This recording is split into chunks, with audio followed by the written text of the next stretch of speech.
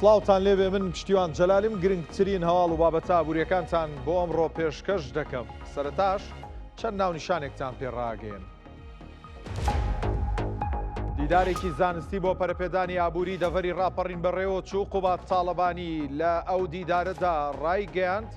دیدارەکە گرنگە و دەڤەری ڕاپەڕینش قوربانی زۆری داوە و پێویستە خزمەتی زیاتر بکرێت.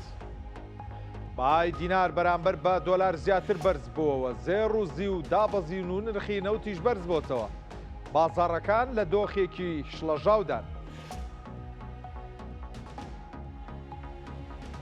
ئەم شەو بازاڕە دارایەکانی جیهان لە چاوەڕوانی ڕووداوێکی گەورەدانەوەش کۆبوونەوەی یەدەگی فیدراڵی ئەمریکایە، واروەها لێدوانی جیرۆم پاوڵ سەرۆکیە و دامەزراوەیە.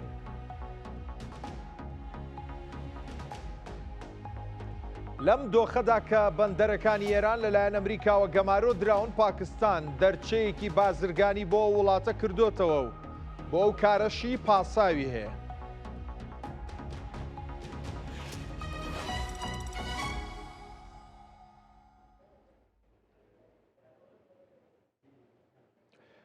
سەرەتا باس لە ڕووداوی ئابووری گرنگ لە دەڤەری ڕاپەڕین دەکەین، ئەویش با بڵێن دیدارێکی زانستیە.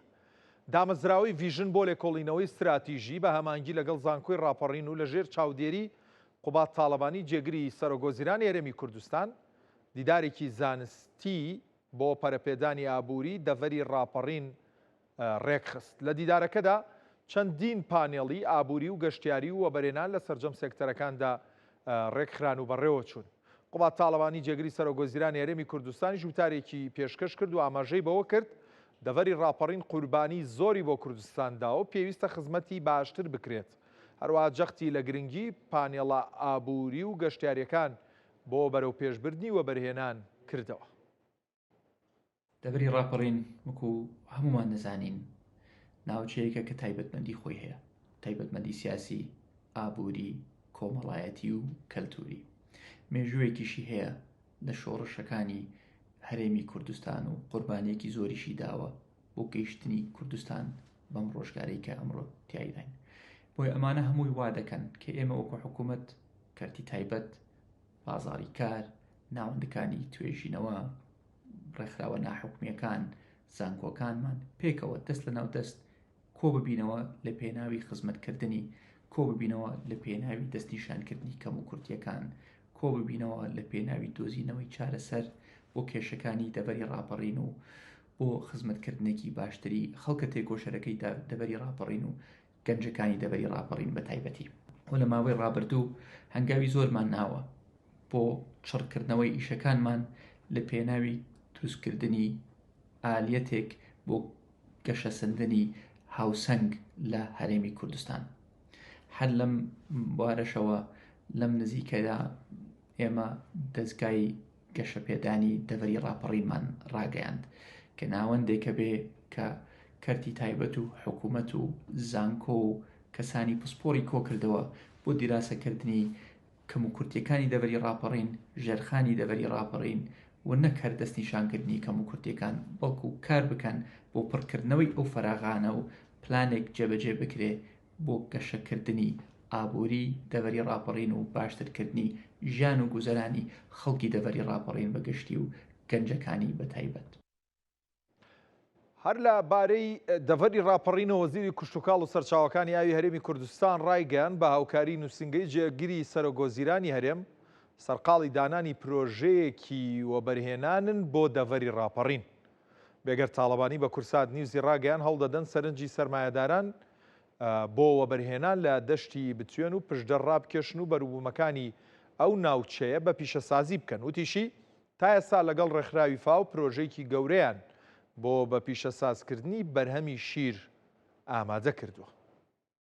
وەزارەتی کشتوکاڵ و سەرچاوەکانی ئەو پلانێکی وەبەرهێنانمان بۆ دەڤەری ڕاپەڕین ئامادە کردووە بە هاوکاری لەگەڵ نووسنگەی جەنابی جێگری سەرۆگۆزیران جەنابی کاقوبات بۆ ئەوەی کە بتوانین ینی بە تەواوەتی لە ڕووی سێکتەری کشتوکاڵی و پەرەپێدانی پرۆژەکانی کشتوکاڵی هەنگاوێکی جددی بنین تاوەکو بتوانین لەم ناوچەیە دەرفەتی کار بۆ گەنجەکانی خۆمان بۆ ئەوانەی کە دەرچووی کۆلێژەکانی کشتوکاڵی یاخود معاهد و یاخود دەرچۆکانی ترن بڕەخسێنین. پلانی ئێمە لە کۆمەڵێک بابەتدا خۆ دەبی دەبینێتەوە کە یەکەچیان بریتە لە ڕاکێشانی سەرنجی سەرمایەداران بۆ ناوچەی دەشتی بیتوێن و پشدەر کە ناوچەیەکی بەپیتی کشت و کاڵیە و جگە لەوەش دامەزراندنی جۆری ئەو کارگانەی کە پێویستن لەم ناوچەیە بتوانن ئینتاجی بەرهەمەکان بە پیشەسازی بکەن یعنی بەربوومەکان بە پیشەسازی بکەن لە ئێستادا هەم لەگەڵ ڕێکخراوەکانی نێودەوڵەتیش بۆ نمونە ڕێکخراوی فاو بە هەماهەنگی بانکی نێودەوڵەتی سەرقاڵی پرۆژێکی زۆر گەورەین لێرە لە دەڤەری ڕاپەڕین بۆ بە پیشەسازیکردنی بەروبوومە شیرەمەنیەکان و ڕاهێنانی خاوەن ئاژەڵەکان لەم دەڤەرە تاوەکو بتوانن لە جگە لە بەرهەمی ماست کۆمەڵێک بەرهەمی تر 6 ئایتەمی تر لە شیر دروست بکەن و بە شێوازێکی مۆدێرن پاکێجینگی بۆ بکرێ و لەسەر ئاستی عراق و هەرێمی کوردستان و دەرەوەش بازاڕی بۆ بدۆزرێتەوە جگە لەوەش ئێمە قسەمان کردو لەسەرەوەی کە فرەچەشنی لە ئینتاجی بەرهەم لە ناوچەی ڕاپەڕین جێگا بکەینەوە بۆ نمونە تەنها گەنم نەچێندرێ ئەمەش دەبێت جوتیارە بە ڕێزەکان هاوکاریمان بکەن بۆی ئێمە بتوانین نسبەی فرەچەشنکردنی بەرهەمەکان زیاد بکەین کە ئەوەمان توانی زیاد بکەین ئەو کاتە بە دڵنیایی و پیشەسازی کشت و کاڵیش جێگەی خۆی دەکاتەوە. هەر لەسەر هەمان بابەت میوانداری بەڕێز دکتۆر پەیمان ڕەمەزان سەرۆکی زانکۆی ڕاپەڕین دەکەین. دکتۆر سوپاس بۆم دەرفەتە ئەو میوانداریەی ئەمڕۆ کردتان لە ئەو دیدارە ئابووریە بۆ پەرەپێدانی دەڤەری ڕاپەڕین کارەکانی چۆن بەڕێوە چوو و هیچ دەرئەنجام و هیچ دەرئەنجامی چیە بۆ کە بیخەنە ڕوو؟ سلااوتان لەبێ ئێوارەتان باش بەڵێ ئەمڕۆ دیداری یەکەمی گەشەپێدانی ئابووری دەڤەری ڕاپەڕین لە نێوان زانکۆی ڕاپەڕین و دامەزراوی ڤیژن بە سەرکەوتووی کارەکانی گەیشتە کۆتایی دیارە لە کۆتایی دیدارەکەدا ئێمە کۆمەڵێک ڕاستپاردەمان ئامادە کرد لەسەر هەر سێ تەوەرەکەی کە پێشکەشکران لە پانەڵ سەبەڕێزەکان و ئەو پێشنیارانە پێشکەش دەکرێن بە ئیدارەی خۆجێی ڕاپەڕین و لایەنە پەیوەندیدارەکان و دامەزراوەکان و وەزارەتەکان بۆی کاری جددی بکرێت لەسەر وەگەرخستنی سەرمای پێویست لە کەرتی پیشەسازی کشت و کاڵ گەشت و گوزار لە دەڤەری ڕاپەڕین بۆی بتوانین ئێمە ئابووری دەڤەری ڕاپەڕین لە قۆناغی سەرەتایی بگوازنەوە بۆ قۆناغێکی جیاوازتر لە ئێستا. بەڵێ بەر لەوەی باز لە بەشێک لە ڕاستپاردە و دەرەنجامەکان بکەین پرسیاری ئەوەمەیە ئایا لێرەدا کاری ئەو دیدارە و ئەو ئیڤێنتە بە کۆتا دێت و ئیتر ڕاستپاردەکان دەدرێن بەلایانی پەیوەندیدار ئیشی لەسەرکەن یاخود نەخێر ئەمە سەرەتایە کە بۆی بە بەردەوامی لەگەڵ ئەو دامەزراوانی دیکەدا بەردەوام بن لەسەر ئەم پرۆژەیە؟ دیارە ئەگەر دیقەتاندا بێت لە ساڵانی 2023-24ەوە جەنابی کاقوبات تاڵەبانی بە شێوەی گشتی بە وردی کار دەکات لەسەر ئابووری ئیدارەی ڕاپەڕین و کارکردن بۆی بزانین ئاڵنگەریەکان چن لە بەردەم وەگەرخستن و ڕاکێشانی سەرمایەداران بۆی بتوانن و بەرهەمێنان بکەن لە کەرتە جیاوازەکان لە دەڤەری ڕاپەڕیندا. دیارە کارەکانی دیدار تەنها لە پانەڵەکاندا خۆی ناگرێتەوە ئێمە لەگەڵ دامەزراوی ڤیژن لە 45 ڕۆژی داهاتوودا پۆلیسی پێپەرێک ئامادە دەکرێت ئەو ڕاستپاردانە بە وردی و بە پوختی لەگەڵ پەیوەندیدارەکان تەوتۆ دەکرێت و وا دەکرێت کە لەگەڵ حکوومەتی خۆجێیدا بتواندرێ کامە بڕگە زۆر پێویسترە کاری لەسەر بکرێ. یەکێک لەو بڕگانێکە داوا کرا لە وەکو ڕاستپاردە و وەکو کۆمنتی زۆربەی بەشداربوانیش ئەو بوو کە بتواندرێت ئاسانکاری بکرێت بۆ سەرمایەداران بۆی بێن لە دەڤەری ڕاپەڕین وەگەرخستنی سەرمایەکانیان بکەن و هاوکاریان بکرێت لە کەمکردنەوەی ڕۆتیناتی ئیداری و تەرخانکردنی زەوی پێویست و دەستیان بگیرێت دەستیان بگرن لە وەگەرخستنی سەرمایەکانیاندا وەک باسم کرد و هاوکاریان بکرێت لەلایەن دامەزراوەکان کە پەیوەندیدارن بە گەشەی ئابووری. بەڵێ دکتۆر سەبارەت بە ئەو پلانەی جێگری سەرۆکۆزیرانی هەرێمی کوردستان لە وتارەکەشیدا باسی کردکە دەیانەوێت گەشەپێدانێکی یەکسانە بێت لە نێوان شارە گەورەکان و هەروەها قەزا و ناحیە و شارە بچووکەکان و ئەم پرۆژەیەش لە دەڤەری ڕاپەڕین و ئیداری ڕاپەڕینەوە دەستی پێ کردووە. تا چەند بە گرنگی ئەزانن کە ناوچەکەی ئێوە هەڵبژێردراوە بۆ ئەم بابەتە و ئەم پرۆژە پێتان وایە چ گۆڕانکاریەک لە خزمەتکردنی ئیداری ڕاپەڕین دێنێتە ئاراوە؟ دیارە گرنگیدان بە دەڤەری ڕاپەڕین خۆی لە خۆیدا یەکێکە لە پاڵپشتەکانی جەنابی کاقوبا تاڵەبانی بۆچی دەڤەر راپڕین هەڵبژێرا لەبەرەوەی سروشی دەڤەر راپڕین زۆر جیاوازترە لە سروشتی دەڤەرەکانی کە و ئەگەر سێری کەین هەم لە ڕووی زەوی کوشتەکاڵیەوە هەم لە ڕووی سەرچاوی ئاویەوە هەم لە ڕووی ناوچە گەشتیارەکانەوە دەڤەر راپڕین دەڤەرشی دەوڵەمەندە و دەکرێت وەگەر خستنی سەرمایە بکرێت لە کەرتی گەشت و گوزار و کشتتوکاڵ و پیشەسازی لەبەرەوەی دەڤەر راپڕین لە پیشەسازیشدا لە پێشە بۆ ئێمە بتوانین بە یەکسانی لە داهاتوودا بودجە تەرخان بکرێت بووی بتوانێت کۆمەڵێک ژێرخانی پێویست هەیە ئامادەسازی بۆ بکرێت لەبەرەوەی یەکێک لە خاڵەکان کە باسکە بەڕاستی خراپی ڕێگاوبانە کە لە بینی شارەکان و ناوەندی شارەکان و دەرەوەی شارەکان هەیە ئەوە وا دەکا بەڕاستی کاریگەری ناڕاستەخۆی هەبوو لەسەر کەرتی گەشتیاری بۆیان لە ساڵانی داهاتوو هیوادارین لە تەرخانکردنی بودجان کار بکرێت لەسەر بۆ پێشخستنی ژێرخانی پێویستی ئابووری دەڤەر راپەڕین. دکتۆر وەکو زانکۆی ڕاپەڕین و هەروەها ئەو توێژەرانی کە سەر بە و زانکۆن و مامۆساکانی زانکۆ تا چەند گرنگە هاوکار بن لە ئەنجامدانی توێژینەوە بۆ ئەوەی بە دروستترین و زانستیترین شێواز پەرە بە لایەن و سێکتەرەکانی ڕاپەڕین بدرێ.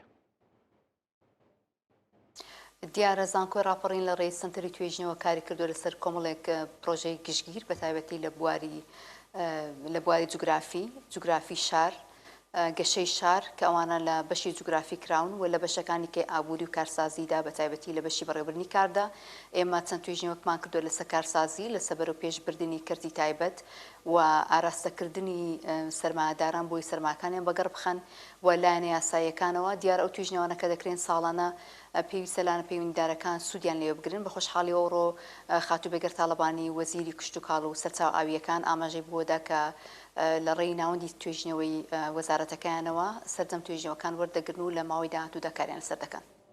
بەڵێ پێتان وایە ئەگەر ئەم گرنگی پێدانە بەردەوام بێت لە چەند ساڵی داهاتووە ئیدارەی ڕاپەڕین و دەڤەری ڕاپەڕین چ پێشکەوتنێ بەخۆیەوە دەبینێ؟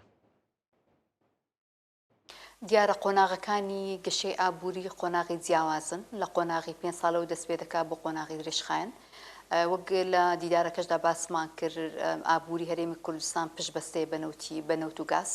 نەوت و گازیش ئەو دوو سێکتەرن کە بەڕاستی بە هەر قەیرانەکی ناوچەی و جیهانی کاریگەری ڕاستەخۆ دەخەنە سەر ئەو ئابوورانێک کە پشت دەبەستن ئابووری دەشڵژێ لەو کاتانێک کە قەیرانی جیهانی و ناوخۆی و هەرێمی ڕوودەدات بەڵام ئەگەر سەیری کەتە جیاوازەکانی کەکەین کەمتر کاریگەریان دەبێت لەگەڵ ئەوەشدا ئێمە پێویستە لە بیرمان بمێنێتەوە کە کەرتە جیاوازەکانی ئابووری فرەچەشنکردنی ئابووری وا دەکەن کە کاریگەری ئابووری دەرکەوێت کاریگەری ئابووری بە ڕۆژێک و دوو ڕۆژ دەرناکەوێت بە تایبەتی لەو قۆناغانەی کە ژێرخانی ئابووری ئەو ناوچەیە یاخود ئەو شوێنە بیدایە یاخود لە سەرەتادا بۆی پێویستە ئێمە ئەوە لە بەرچاو بگرین کە دەبێت ڕاپەڕین لە گەشەی خێرادایە لە ڕووی ژمارەی دانیشتوانەوە لە ڕووی ڕێژەی خەڵکی خوێندەوار و دەرچوو لە زانکۆکانەوە لە ڕووی ناوچەکەەوە لە ڕووی پیشەسازیەوە لە ڕووی گەشتیاری و سەرچاوی مرۆیی و هەروەها لە ڕووی سەرچاو سروشتیەکانیش بۆیە بەدڵنیایەوە لە 10 ساڵی داهاتوودا گرنگی باشی پێ بدرێ و سەرمایە تەرخان بکرێ وەگەڕ بخرێ بەدڵنیاوە دەگەینە قۆناغەشی زۆر جیاوازتر.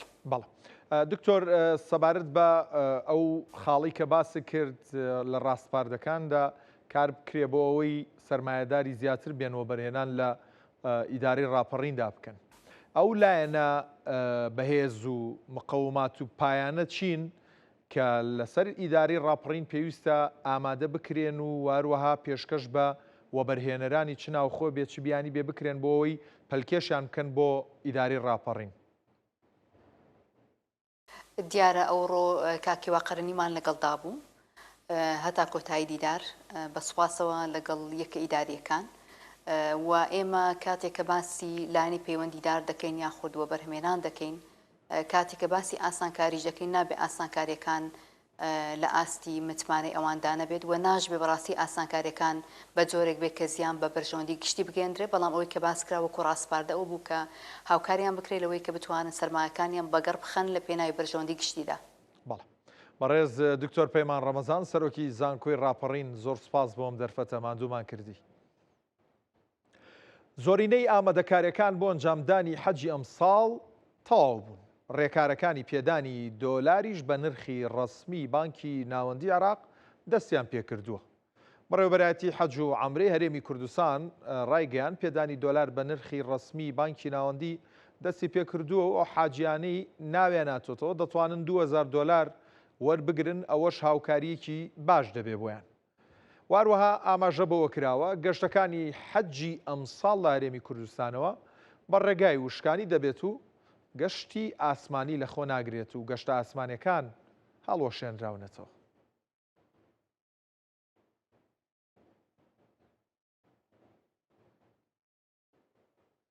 بۆ وەرگرتنی زانیاری زیاتر لەسەر ڕێکارەکانی وەرگرتنی دۆلار بە نرخی ڕسمی واروەها ڕێکارەکانی دیکەی پەیوەست بە ئەنجامدانی حەجی ئەمساڵ دەچمە هەولێر. قارەمان جەوهەر پایامنێری کورسات نیوز وەردەگرم. قارەمان سڵاوت لێبێت، زانیاریەکان و ڕێکارەکان لەبارەی حەجی ئەمساڵ چین؟ ساڵ جیاواز لە ساڵانی ڕابردوو ڕەوانەکردن یاخود چوونی هاوڵاتیان بۆ بەجێگەیاندنی فەریزەی حەج جیاوازترە بۆ پێی کە لە ساڵانی ڕابردوو لە ڕێگەی وشکانی لە ڕێگەی ئاسمانیەوە گەشتەکان دەکرا، بەڵام ئەم ساڵ ڕێکارەکان جیاواز بوون. لەگەڵەوەش هەر حاجیەک بڕی 2000 دۆلاری پێدەدرێت بە نرخی بانکی ناوەندی. پرۆسەکە دەستی پێکردووە لەگەڵ وتەبێژی حەج و عومرەی هەرێمی کوردستان. کاروانستونی گفتوگۆ دەکەین کا کاروان کاتت باش ببوورە لە کاتت دەگرین. پرۆسەی پێدانی دۆلار بە نرخی بانکی ناوەندی پرۆسەکە دەستی پێکردووە بەکوێ گەیشتووە؟ بەڵێ بەناخوای گەورە میرەبان زۆر سپاس بۆیەوە. بەڵێ ئێمە لە پارساڵەوە کە پرۆسی حەجی پارساڵ 2025 لە ڕێگەی بانکی ناوەندیەوە لە ڕێگەی دەستەی باڵی حەج عومرە عێراقیەوە داوامان کرد کە ئەو بڕەپارێک کە بە حاجانی عێراق بدرێتن بە حاجانی هەرێمی کوردستانیش بگرێتەوە. پارساڵ ئیشێکی باشمان کرد و حاجانی ئێمە سوودمەندبوون. ئەم ساڵیش دوای ئەوەی کەوتە سەرسکەی خۆی هەر لە بانکی ناوەندەوە یەکسەر ناوی بانکی جیهانی تێدانرا و ناوی هەموو ئەو شوێنانەی کە ئاڵۆگۆڕی پارە دەکەن بە پلەکانی ئەیوب تێدانا. ئێستا بەشێکی زۆری هاوڵاتیان پاریان وەرگرتووە و بەشێکی دیکە ماون بۆ لە ڕێگەی بەڕێستانەوە و لە ڕێگەی کورسانی وزەوەدا لەو خەڵکە دەکەین کە ناویان بۆ پرۆسی حەج گەڕاوەتەوە سەردانی ئەو نووسینگانە بکەن و لە زۆربەی پارێزگاکانی هەرێمی کوردستانەوەی دەرەسەر بەخواکان هەن. هەر حاجیەک 2000 دۆلاری پێدەدرێتن بە نرخی بانکی ناوەندی کە 132,000. هیچ ڕێکارێکی پێویستە ئێوە بیدەنێ یاخۆت هیچ نووسراوێک پێویستە یاخۆت ڕاستەوخۆ حاجیەکان دەتوان سەردان بکەن؟ بەڵێ لەوەش ئاسانکاری زۆرمان بۆ حاجیان کردووە. تەنها پێویستە ئەوە دەکاتن کە پاسپۆرتی خۆی لەگەڵ خۆی باتن لەگەڵ نسخەیەک لە ڤیزەکەش لە ڕێگەی خاوەن کۆمپانیەکانی حەج و عومرە هەموو حاجیان بە هەموو حاجیان دراوە واتە بۆیان دەستەبەر کراوە. لەو شوێنەی کە دەچن پارە وەردەگرن بارکۆدێکی لێیە ئەوان یەکسەر سکان دەکەن. ئەگەر کەسێکە خۆی ناوی گەڕابێتەوە ڤیزە هەبێتن ئەزانن یەکسەر پارەکەی پێدەدەن و هەری چەند دقەیەکە 4-5 دقەیەکە و ئەم بڕەپارەی وەردەگرن. ئەمەش هاوکارێکی باشە بۆ حاجیانی هەرێمی کوردستان چونکە بە بەراورد لە چەند ڕۆژی ڕابردوودا کە نرخی دۆلار بە 155 دلار بوو و لێرە نزیکەی هەر 100 دلارێک 23,000 دەماوە. ئەگەر جارانی 20 بکەین ئەوە پارەیەکی باش دەکاتن، نزیکەی 300 دلار دەکاتن کە ئەمەش هاوکارێکی باشە و ئێمە هەر شتێکیش بکەین وەکو حکوومەتی هەرێمی کوردستان و بەڕێبەراتی گشتی حەج و عومرە وەزارەتی ئەوقاف بۆ خەڵکی خۆمان دەکەین منەت نەبێتن بۆی ئاسانکاریان بکەین و ئەرکی سەرشانیان کەم بکەینەوە. کاروان پرۆسەکە کەی دەست پێ دەکات ینی ڕەوانەکردن یاخود چوونی حاجیان ئەم ساڵ جیاوازە لە ڕێگەی وشکانیەوە دەڕۆن. ینی بەشێک لە حاجیان هیچ تکتی تیارە یاخود فیزا وەرگرتووە پارەیان بۆ بگەڕێنرێتەوە یاخود بە شێوەیەک دەبێت هیچ زانیارێکی؟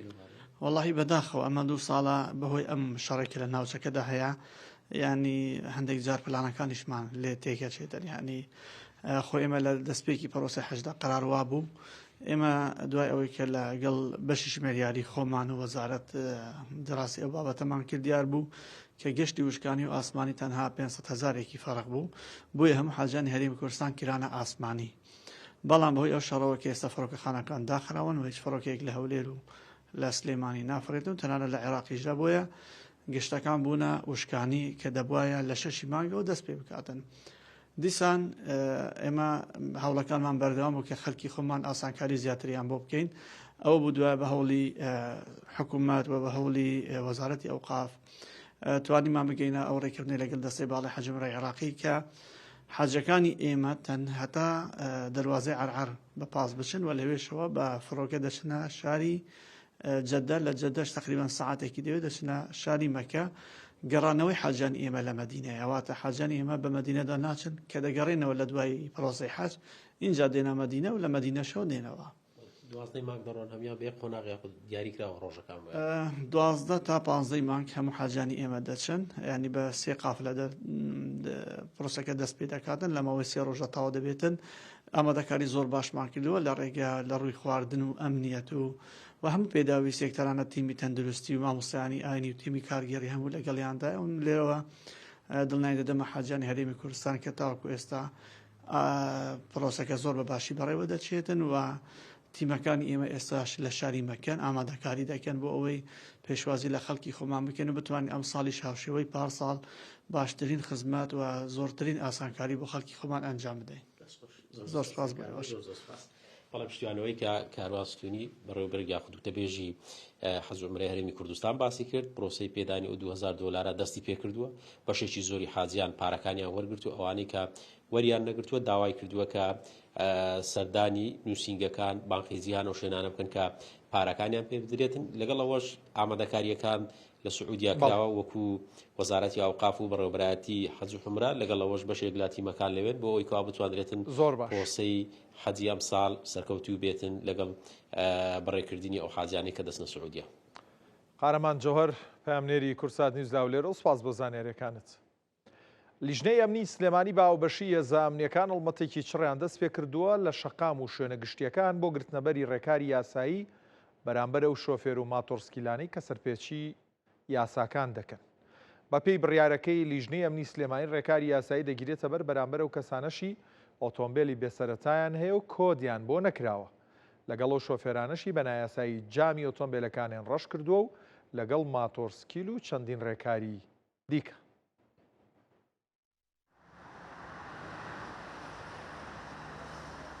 شۆفێرێکی تاکسیە و هەموو ڕۆژێک لە شەقامەکانی سلەیمانیە ئەو گۆڕانکاریانە دەبینێت کە لیژنەی ئەمنی سلەیمانی گرتووەتێ بەر کە پەیوەندی بە ئەمنی شارەوە هەیە.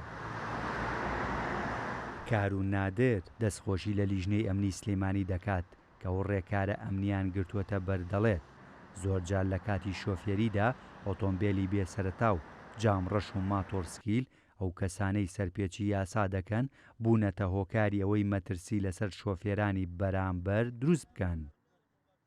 بڕیارەکە بڕیارێکی جوانە بەس مهم ئەوەیە بەردەوام بێ ئەنجا بێ جیاوازیش بێ فەقیری دەوڵەمەند نەخوێنتەوە کابرا هیچ پێیی نییە شێشەی کامێرەی نییە دی هەڵکتە سەر تۆ جاری وا خۆ سارێکیشی کە زۆریانەبی ئاتۆرسکیلەکان کۆمەڵێکن یعنی کۆمەڵێکی خراپن کە دروست بوون عنی وای دەکەوە سەری لە کابرای کاسپەکەش دەکەن کۆمەڵێکی کاسپی پێوە کە بەڵام ئەم چووە ساڵانسای گۆڕیوە. نوێنەری ئۆتۆمبیلە بێسەرەتاکانە و دەڵێت بڕیارەکەی لیژنەی ئەمنی سلەیمانی تایبەت نییە بە ئۆتۆمبیلی بێسەرەتا بەڵکو بڕیارەکە هەموو ئۆتۆمبیل و ماتۆرسکیلانە دەگرێتەوە کە سەرپێچی یاسا دەکەن لە شەقامەکاندا لەگەڵ ئەوەشدا لە ئێستادا بەشێک لە ئۆتۆمبیلە بێسەرەتایانەی کە هەیە کۆدیان بۆ نەکراوە بۆیە داوا دەکات لەلایەنە پەیوەندیدارەکان مۆڵەت بدەنە ئەو شۆفێرانەش کە ئۆتۆمبیلانەیان هەیە بۆ ئەوەی ئەوانیش کۆدیان پێ بدرێت. هەڵمەتی نێشتنی کۆمەڵێک دیاردە لە شارەکانە کە لیژنە ئەمنیەکان دەری ئەکا جگای دەستخۆشیە بەڕاستی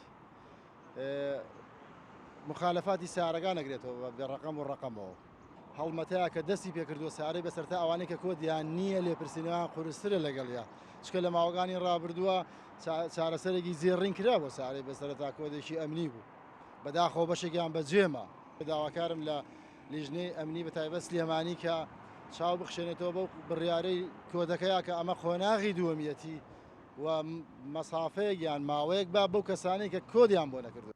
هەنگاوەکانی لیژنەی ئەمنی سلەیمانی بۆ کەمکردنەوەی ڕووداوە نایاساییەکانە و لەگەڵ پاراستنی گیانی شۆفێران و هاوڵاتیان بۆیە بە گرنگی دەزانن هەمووان هاوکاری هێزە ئەمنیەکان بن و پابەندی ڕێنماییەکان بن لە پاراستنی ئەمنیەتی شاری سلەیمانی.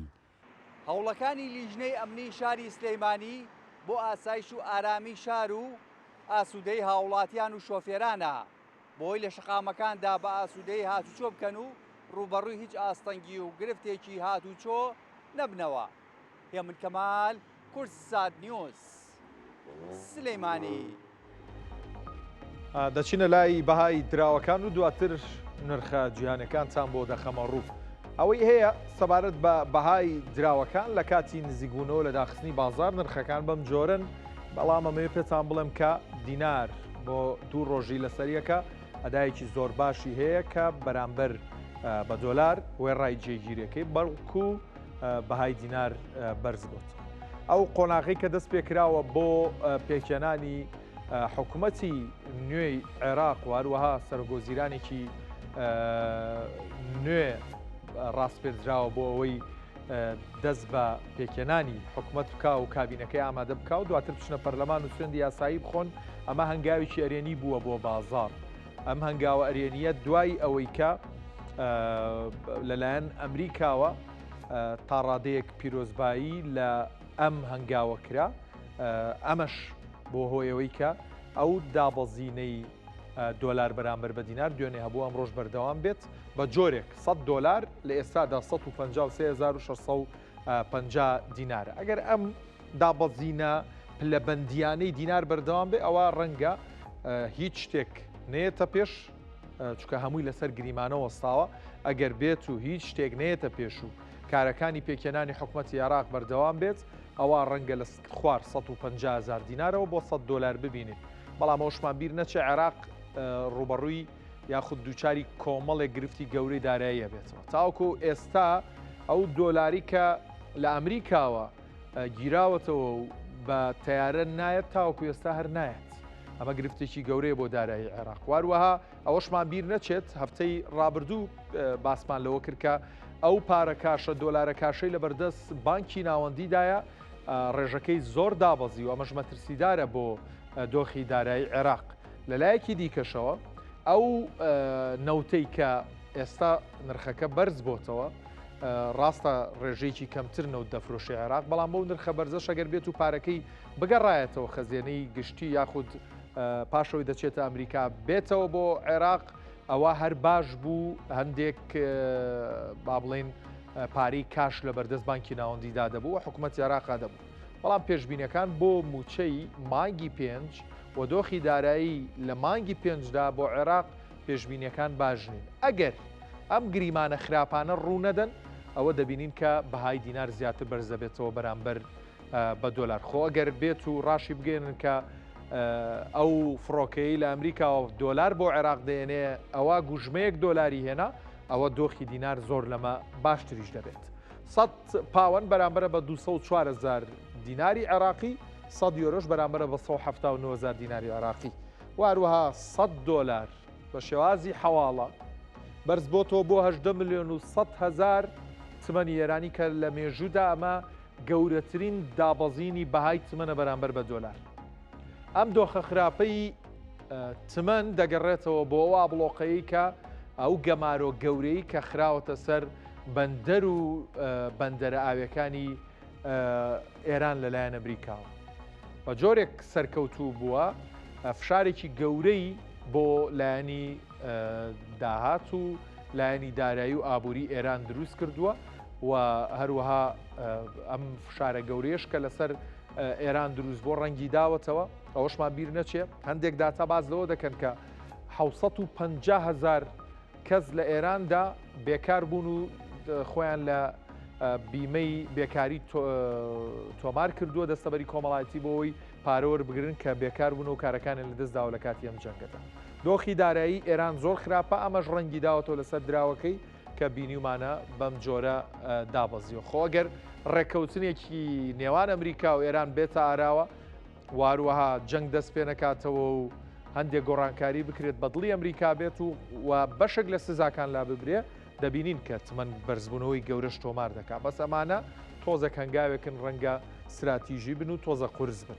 1 ملیۆن لیرەی سووری بەرامبەرە بە 115,000 دیناری عێراقی، واروەها 100 لیرەی تورکیش 3409 دیناری عێراقی. با باسێکی زێر و زی بکەین لە کاتی ئامادەکردنی مەواڵە زێر یەک ئۆنسەی بە 4545 دۆلارە، بەڵام ئێستا پێم وابێت 20 دۆلارێکی تری لێبۆتەوە. زێر بە بەردەوامی ڕوو لە دابەزینە بۆچی چونکە نەوت بەرز دەبێتەوە. ئێستا ڕێگەیەکی پێچوانیان گرتووەتە بەر کاتێک ئاڵۆزی دێتە ئاراوە و هەندێک بابەتی دیکە دێتە ئاراوە و ئەوەشتان بیر نەچێ ئەم شەو یەدەگی فیدراڵی ئەمریکا کۆ دەبێتەوە، جیرۆم پاول قسەی دەبێت لەم دۆخە کەڵەکەبوونی هەڵاوسانە و بەرزبوونەوەی هەڵاوسان لە ئەمریکا و لە وڵاتانی دیکەش و بەتایبەت لە ئەمریکا پێشبینیەکان بە تەواوی بۆەوەن کە یەدەگی فیدراڵی و لە دوایین کۆبوونەوەی کە جیرۆن پاوڵ سەرۆکی یەدەگەکەیە بە هیچ جۆرە بڕیاری دابەزاندنی نرخی سوودی بانکی لە ئەمریکا نەدرێت. ئەمەش خزمەتی بە زێڕ و زیو نەکرد واروەها ئەوەشمان بیر نەچێت ترەمپیش کاتی ڕایگەیان کە ئیتر وەکو پیاوێکی باش دەرناکەوێ ڕەنگە هەنگاوی قورس بگرێتە بەر ئەمەش وای کرد کە ئاڵۆزیەکان لە ڕۆژەڵاتی ناوڕاست و گریمانەکان بۆ دەستپێکردنەوەی جەنگ زیاتر بن نرخی نەوتی بەرز کردەوە لە بەرامبەردا زێردابەسی بەم نرخەی یەک ئۆنسە زێر 1 کیلۆگرامی بە 146,147 دۆلارە، 1 لیرەی زێر بە 963 دۆلارە، زێڕی عیارە 18 بە 841,000 دیناری عێراقیە، زێڕی عیارە 21 بە 981,000 دیناری عێراقی و زێڕی عیارە 22 لە بازاڕەکانی هەرێمی کوردستان و عێراق 1,027,000 دیناری عێراقیە. با تەماشایەکی زیو بکەین، زیویش بە هەمان شێوە ڕوو لە دابەزینە 1 ئۆنسە زیو 72 دلار و 14 سنتە، 1 کیلۆگرام زیو 3,420 دۆلارە. زیوی مەرمەڕە و زیوی پاڵم لە ناوخۆی هەرێمی کوردستان کە ئەم دوو براندەی زیو خواستی لەسەرە کیلۆگرامێکی بە 2,440 دۆلارە لەگەڵ نرخی شاشە و نرخی بۆرسە جیاوازی 120 دۆلاری هەیە کە جیاوازەکەی تۆزێک زۆرە. بەڵام هەتاوەکو جەنگ و ئاڵۆزیەکانە بن نرخی زێڕ و زووی دەبینین کە ڕوو لە دابەزین دەکات. و ئەگەر بشبینین کە جەنگ کۆتایی بێت و بازاڕەکان ببوژێنەوە و واروەها دابینکردنی وزە بۆ وڵاتان بەردەوام بێت و مەترسی لەسەر زنجیرەکانی دابینکردن نەبێ و پیشەسازەکان دەستکەنەوە بە کار و تا ڕادەیە کەڵاوسان بێتە خوارەوە و بێکاری داتاکانی باش بن، ئەوە دەبینین کە زێڕ و زیو و بەرزبوونەوەی گەورە تۆمار دەکەن. با تەماشایەکی نرخی وزە بکەین پێکەوە. ئەم ستونەی کە لە تەنیشت منەوەیە ئێستا نرخی نەوت دێتە سەری و پێتان دەڵێم کە ئەم بەرزبوونەوانەی نرخی نەوت بەر لە سعاتێک تاوەکو ئێستا 2 بۆ 3 دۆلار چوە سەر نرخی نەوت. نەوتی برنت 170 دۆلارە یەک بەرمیلی و ڕۆژاوی تەکساس 105 دۆلارە یەک بەرمیلی. غازی سروشتیش 1 ملیۆنەکەی گەرمۆکەی کە 28 مەتری سێجایە 2 دلار و 63 سنتە. ئاڵۆزیەکان گریمانەکانی جەنگ لە ڕۆژەڵاتی ناوڕاست ئەوەی کە تاوەکو ئێستا گەمارۆ لەسەر گەروی هورمزە و هیچ کەشتێک ناتوانێت هاتوچۆی تیادا بکات و کشانەوەی ئیماراتیش لە ڕێکخراوی ئۆپێک و ئۆپێک پلس ئەمانە سەرجەمیان خزمەتیان بە ئەوە کرد کە نرخی نەوت بەم جۆرە بەرز بێتەوە. بەسەوەشمان بیر نەچێت ئەگەر ئەم جەنگە و ئەم ئاڵۆزیانە کۆتایەکەی نەبینین ئەوە نرخی نەوت لەمە بەرزتر دەبینین. هەندێک گریمانە بۆ 200 دلاریش بۆ 1 بەرمیل نەوتی برنت خراوەتە ڕوو ئەگەر جەنگ دەست پێ بکاتەوە یا جەنگ بەردەوام بێ. بەڵام وەکو ئاژانسی وزەی نێودەوڵەتی باسی لێوە کردووە ئەم جەنگە دۆخی وزەی بە جۆرێک تێکدا قەیرانێکی مێژوویە بە درێژایی مێژۆم قەیرانە گەورەیە دووچاری وزە نەبووە لە جیهاندا. ئێستا باسێکی و ڕووداوە دەکەین کە ئەم شەو بازاڕەدارەکان چاوەڕوانی ئەویش کۆبوونەوەی یەدەگی فیدراڵی ئەمریکای. یەدەگی فیدراڵی ئەمریکا هەر جارێک کۆ دەبێتەوە یاخود هەر هەواڵێک لەباری کۆبوونەوەکەشی هەبێت و هەندێک پێشبینی بۆ بڕیارەکانی نێو کۆبوونەوەکەشە بێ بازاڕەکان جوڵیان تێدەکەوێت.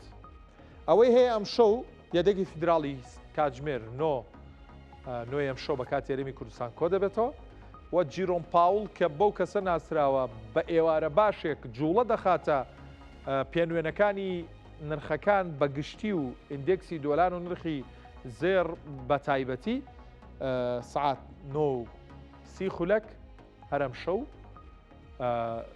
کۆنگرەی دەبێت وە قسە دەکات پێشبینی و گریمانەکانیش بۆ چین بۆ ئەوەن کە نرخی سوودی بانکی لە ئەمریکا وەک خۆی بێڵنەوە.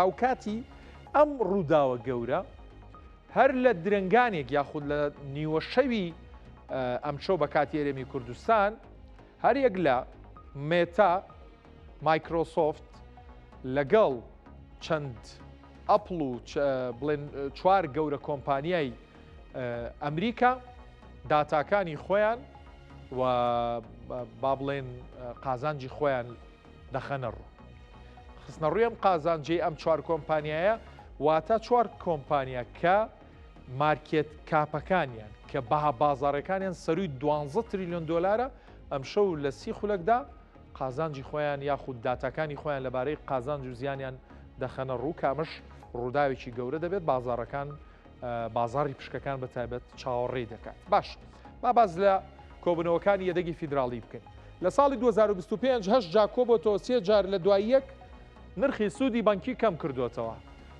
بەشێکی فشارەکانی ترەمپ بوو لەسەری بەشێکیشی جیرۆم پاول باسی لەوە کرد کە بەڵێ ئێستا ئەبینین هەڵاوسان تا ڕادێک دابەزی و هەر چەندە نەگەیشتۆتە ئاسی تموحیەوان بەڵام هەستەکەین کاتەکەی گونجاوەکە چەند پۆینتێک نرخی سوودی بانکی بێنینە خوارەوە تا وای کرد لە 3.75 لە سەتا نرخی سوودی بانکی لە واستەدا ماوەتەوە 2026 دوو جار کۆبوونەتەوە کۆبوونەوەی ئەم شەو دەبێ بە سێم جار نرخی سوودی بانکی وەک خۆی هێڵراوەتەوە و بە تایبەت کە ئەم جەنگە دەستی پێکردووە هەڵاوسان بەرز بۆتەوە پێ ناچێت جیرۆم پاول دەست بەوە باکە نرخی سوودی بانکی لە 3.75 لە سەتەوە بێنێتە خوارە هەرچەنەما بەخواست و بە دڵی دۆناڵد ترەمپ نابێت کۆتا لێدوانی جیرۆم پاول لەسەر ئەم بابەتە چیاڵێ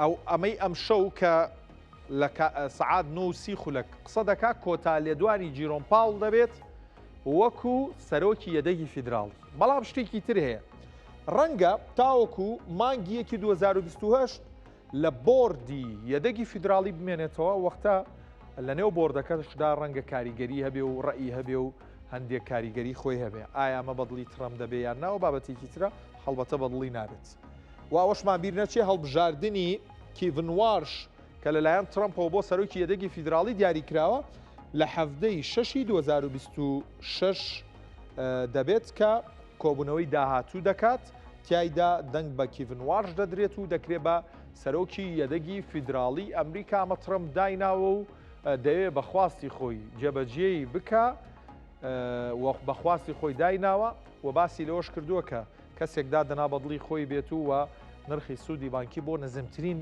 ئاست دابەزێنێ ئابووری ئەمریکا لە ئێستادا هەڵاوسان 3.3 لە سەتەوە بێکاریش 4.3 لە سەتا ئەمە ئەو داتایانەیە جیرۆم پاول بەردەوام پشتی پێدەبەستێت لە ڕوویەوەی چی لە ڕووی ئەوەی کە بڕیار نەداد نرخی سوودی بانکی بێنێتە خوارەوە و بە بەردەوامی ئالۆزیکی گەورە لە نێوان جیرۆم پاول و دۆناڵد ترەمپە بووە لەسەر بابەتی نرخی سوودی بانکی نرخی سوودی بانکی شەگەر دەستی بۆ ببرێ بێنرێتە خوارەوە زێر بەرز دەبێتەوە چونکە کە دۆلار لە بانکەکاندا ئەو سوودەی دەخرێتە سەری کەم بێت وەبەرهێنەرانە و پارە سەحب دەکەنەوە دەیخەنە وەبەرهێنان لە زێڕوزیودا و بەو جۆرە خوازە سەر زێڕوزی و بەرز دەبێ و نرخەکەی بەرز دەبێتەوە جا هەر لەسەر جیرۆم پاول کە ئەم شەو دوای 8 ساڵ کۆتا لێدوانی خۆی دەدات و پۆستەکەی بۆ کیڤن وارش کاندیدا خوازراوەکەی ترەمپ بەجێدەیەڵێ ئەمە چییە سەرڕای ئەو فشار و هەڕەشە بەردەوامانەی ترەمپە کە لەسەری هەبووە بەڵام وێڕایەوەی کە ئەو فشارانش دەخاتە سەری و ئەڵێ نرخی سوودی بانکی دابەزێنە پێ ناچێت ئەم شەو لە دوایین لێدوان و لە دوایین کۆبوونەوەکانە کە ئەو وەکو سەرۆکی یەدەگی فیدراڵیە دەستبەرداری بیرۆکەکانی خۆی بێت و لە بەرژەوەندی ترەمپ کۆتا بڕیاری خۆی بە چاوەڕێ ئەمە ناکرێت وەکو ئاژانسەکان و میدیا ئەمریکیەکان ئاماژەیان بۆ کردووە و ئەوشمان بیر نەچێت لە ئەم چەند ساڵەیەم دواییەدا ململانەیەکی گەورە لە نێوان ترەمپ و جیرۆم پاولدا بۆ لەم راپۆرتەدا هەندێک وردەکاری زیاتر دەبینی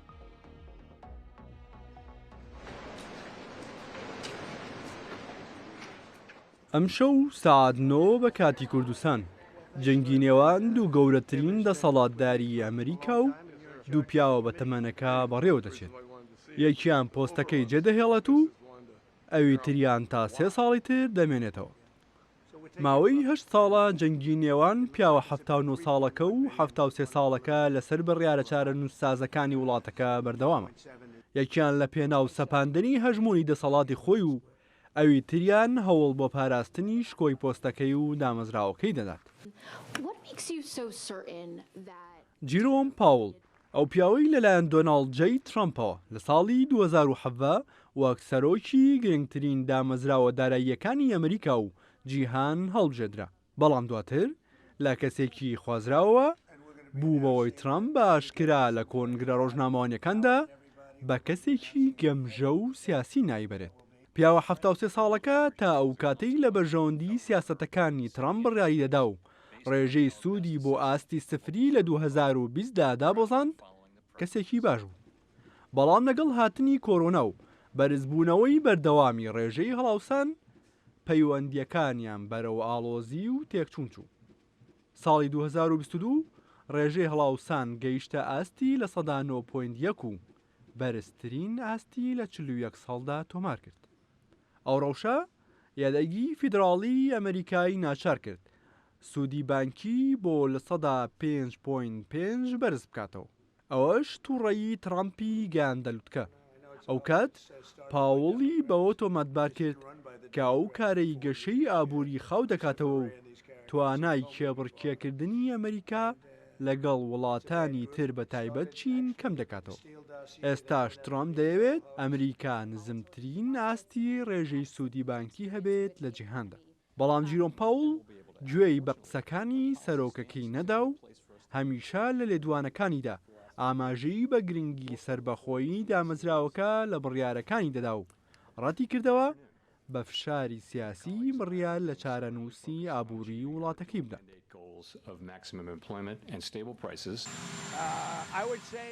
ماوەی ساڵێکە سەرۆکەکەی ئەمریکا ڕەخنەی توند ئاڕاستەی کە سەردەڵخوازەکەی ڕابردووی و دوژمنی سیاسەتەکانی ئێستای دەکات و چەند جارێک بە گەمژە شێت بێمێشک ناوی دەبات و بەوە هەڕەشەی لێ دەکات کە لە پۆستەکەی دووری دەخاتەوە. بەڵام پاوڵ وەڵامی هیچ یەکێک لەو لێدوانانەی نەداوەتەوە. ئەم شۆبڕیارە جەنگی لێدوانە توندەکان بەرامبەر پیاوە 73 ساڵانەکە کۆتایی بێت و بۆ دوایین جار لێدوان لەبارەی ڕەوشی دارایی و ئابووری وڵاتەکەی بدات. دواتریش بڕیار دەدات ئایا لە بۆردی پارێزگارانی یەدەگی فیدراڵی دەمێنێتەوە یان بە تەواوی کۆتایی بە کارەکەی دەهێنێت و دەست لە کار دەکێشێتەوە. لەم بارودۆخەدا کە بەندەرەکانی ئێران لەلایەن ئەمریکاوە گەمارۆ دراون، پاکستان دەرچەیەکی بازرگانی بۆ ئێران واڵا کردووە. پاساوەکەشی ئەوەیە کە دەڵێت لە دوای جەنگەکەەوە ئێران بووە بە وڵاتێک کە هەموو سنوورەکانی وشکانین و دەبێت ڕێساکانی نەتەوە یەکگرتووەکان بیگرێتەوە کە بۆ ئەو وڵاتانەیە کە سنووری ئاویان نییە. پرسیارێک لێرەدا دروست دەبێت، ئەویشەوەیە کە ئایا سزاکانی ئەمریکا کە ئەو وڵاتانش دەگرێتەوە کە بازرگانی لەگەڵ ئێران دەکەن یاخودنا، و ئایا ئەم ڕێسایانی ئەمریکا بۆ وڵاتانەی بازرگانی لەگەڵ ئەمریکا دەکەن پاکستان دەگرێتەوە یاخودنا. ئاستەنگ بۆ پاکستان دروست دەکات یاخودنا لەم راپۆرتەدا وردەکاری زیاتر خراوەتر.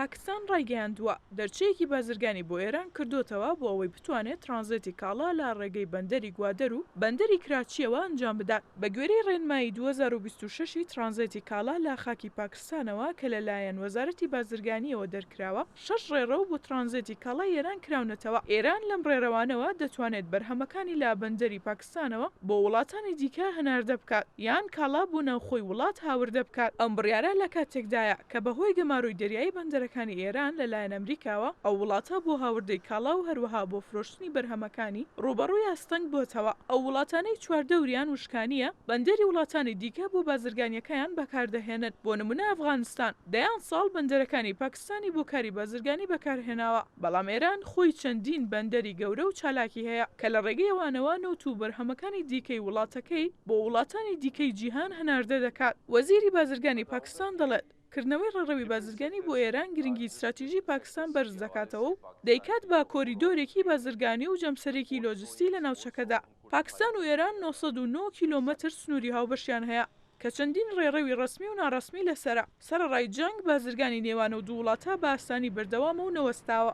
چاودێران دەڵێن ڕاستە و ڕێڕەوا بۆ بەزرگانی ئێران کراوەتەوە بەڵام لە داهاتوودا دەتوانێت داسانکاری بۆ پاکستان بکات بۆ دەستگەیشتنی باوڵاتانی ئاسیای ناوەند. وەزیری بازرگانی پێشووی پاکستانیش دەڵێت ئەو ڕێڕەوەی بۆ بازرگانی ئێران کراوەتەوە هەمانە و مەرج و ڕێسایانە پەیڕەو دەکات کە بۆ ئەفغانستان و وڵاتانی دیکە لە بەرچاو گیراوە لەبەرەوەی لە دوای جەنگەکەوە ئێران بە کردارەکی وەک وڵاتێکی لێهاتووە کە چواردەوری وشکانیە.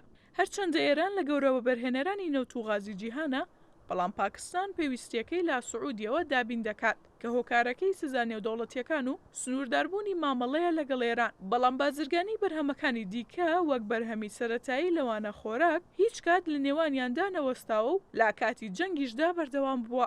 سەرەکیترین پرسیارەوەیە کە ئایا لە بارودۆخی سزا نێودەوڵەتیەکاندا کردنەوەی ڕێڕەوی بازرگانی بۆ ئێران ئاستەنگ و کێشە بۆ وڵاتە دروست ناکات. هەندێک لە ئابووری ناسان پێیان وایە پاکستان بەبێ ڕەزامەندی ئەمریکا ئەو بڕیارەی نەداوە و دوای وەرگرتنی ڕەزامەندی واشنگتۆن ئەو ڕێڕەوە بازرگانی بۆ ئێران کردوتەوە. وەزیری بازرگانی پێشوش لەو بارەوە دەڵێت پاکستان لەسەر بنەمای یاساکانی نەتەوەیە گورتۆکان ڕێڕەوی بازرگانی بۆ وڵاتێک کردوتەوە کە ئێستا دەکرێت بڵێن چواردەوری وشکانیە. جەختیش دەکاتەوە کە ئەوە ئیسلاماباد ڕوبەڕووی سزا ناکاتەوە لەبەرەوەی بازرگانی ڕاستەوخۆ بەرز ناکاتەوە و تەنها ڕێگە بۆ ترانزیتی ئێران دەکاتەوە.